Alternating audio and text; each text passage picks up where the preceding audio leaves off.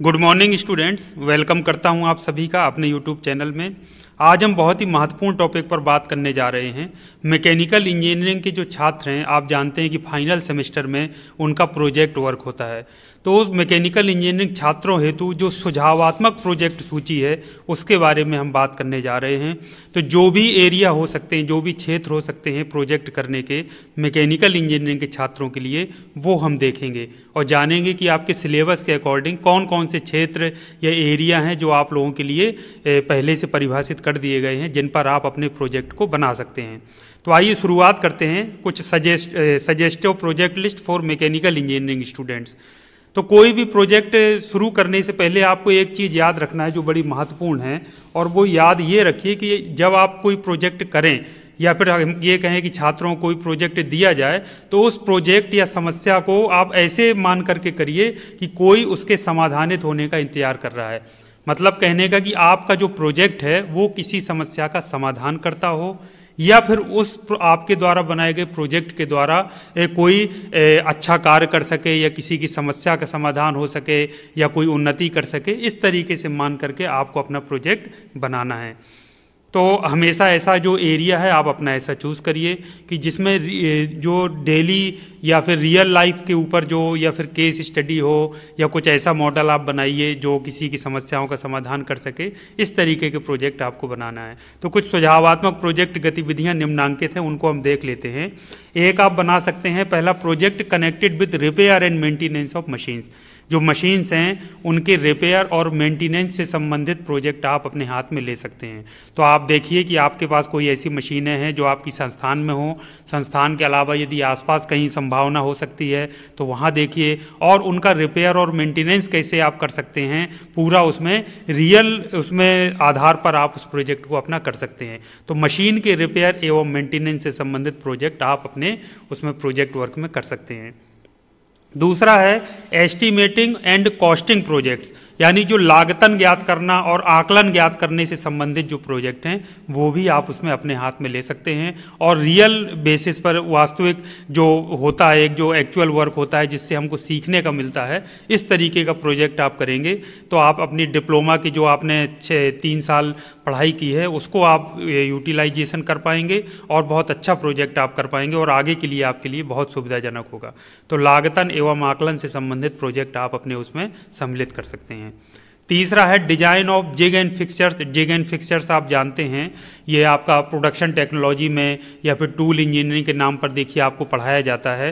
तो zig and fixtures की design से संबंधित प्रोजेक्ट आप अपने प्रोजेक्ट वर्क में सम्मिलित कर सकते हैं। Specially design of jigs and fixtures का जो प्रोजेक्ट है वो जो मैकेनिकल इंजीनियरिंग प्रोडक्शन स्पेशलाइजेशन के छात्र हैं उनको जरूर ये हाथ में लेना चाहिए, और जिग एंड फिक्सचर्स की डिजाइन से संबंधित और वास्तव में आप वहाँ पर वर्कशॉप में जा करके उसमें काम करते हुए आपको उससे संबंधित प्रोजेक्ट आपको करना चाहिए। अगला है projects related to quality control, यानी क्वालिटी कंट्रोल से मतलब गुणवत्ता नियंत्रण से संबंधित जो प्रोजेक्ट हो सकते हैं। मतलब कोई आप मशीन ले लीजिए या कोई भी प्रोडक्शन प्रोसेस आप ले लीजिए, कैसे आप क्वालिटी को या गुणवत्ता को आप इम्प्रूव कर सकते हैं, बढ़ा सकते हैं, गुणवत्ता में वृद्धि कर सकते हैं। यदि ऐसा कोई प्रोजेक्ट आप चूज़ कर सकें तो आपको उस पर काम जरूर करना चाहिए। और पांचवा है project work related to increasing productivity. Productivity मतलब उत्पादकता। तो उत्पादकता में वृद्धि करने से संबंधित प्रोजेक्ट, ये आप केस स्टडी ले सकते हैं। केस स्टडी का सेंस कोई आप इंडस्ट्री ले लीजिए आसपास घर के जो हो, वहाँ की प्रोडक्टिविटी यानी कि उत्पादकता में वृद्धि कैसे की जा सकती है वो पूरे सजेशंस या सुझाव आप दीजिए, पूरा थारोली उसको स्टडी करिए। कौन से नए टूल्स आप लगा सकते हैं, कौन से नए सिद्धांत आप अप्लाई कर सकते हैं जिससे प्रोडक्टिविटी या उत्पादकता में वृद्धि हो। तो ये प्रोजेक्ट आप अपने हाथ में ले सकते हैं। छठवां है projects related to installation, calibration and testing of machines, यानी मशीनों का जो इंस्टॉलेशन होता है, कैलिब्रेशन किया जाता है और टेस्टिंग किया जाता है, उससे संबंधित प्रोजेक्ट आप ले सकते हैं। तो यदि आपके यहाँ संस्था में कोई मशीनें हों, नई आई हों, उनका इंस्टॉलेशन कैसे कर दिया गया है या किया जाना है, और या फिर उसका कैलिब्रेशन कैसे किया जाना है, उसकी टेस्टिंग कैसे होती है, तो वो प्रोजेक्ट आपको ज़रूर हाथ में लेना चाहिए। बहुत ही इफेक्टिव, प्रभावी और आगे के लिए आपके काम आने वाले प्रोजेक्ट्स होते हैं, ये आपके लिए बहुत ज़्यादा हेल्पफुल होंगे। तो ये आपकी सजेस्टिव लिस्ट में सातवां जो है उसको हम देख लेते हैं, projects related to wastage reduction. Wastage मतलब जो वेस्ट है, जो बेकार चीज़ है, यानी वेस्ट को न्यूनतम करने से संबंधित प्रोजेक्ट। मान लीजिए कहीं पर वेस्ट हो रहा है, कोई इंडस्ट्री का आप केस स्टडी कर सकते हैं कि वहाँ पर वेस्ट हो रहा है, तो उस वेस्ट को आप कम कैसे कर सकते हैं, न्यूनतम स्तर पर कैसे ला सकते हैं, जिससे जो बेकार चीज़ निकल रही है उसका आप, या फिर उसका रिसाइकलिंग आप कैसे कर सकें। इस तरीके को वेस्ट को न्यूनतम करने से संबंधित जो प्रोजेक्ट हैं वो आप अपने हाथ में ले सकते हैं।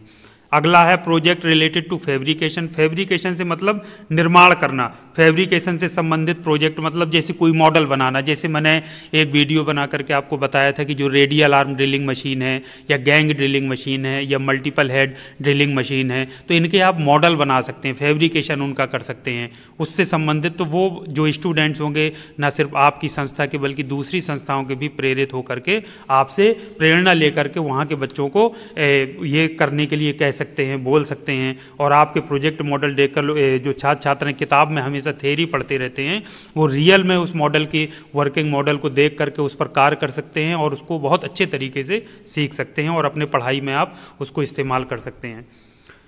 अगला है एनर्जी इफिशिएंसी रिलेटेड प्रोजेक्ट। यदि ऊर्जा दक्षता से संबंधित प्रोजेक्ट आप ले सके तो बहुत अच्छा है। इंटरडिसिप्लिनरी एरिया है, लेकिन निश्चित तौर पर मैकेनिकल के लिए बहुत ही यूज़फुल है।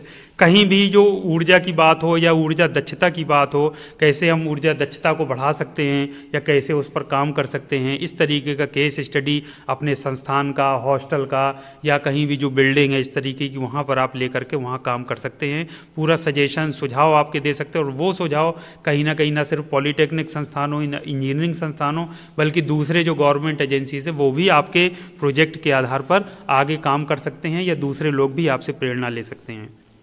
इसी तरह से क्रम में 10वां जो आपका है projects related to improving an existing system, यानी किसी विद्यमान सिस्टम को इम्प्रूव करने के दृष्टिकोण से बनाए गए प्रोजेक्ट।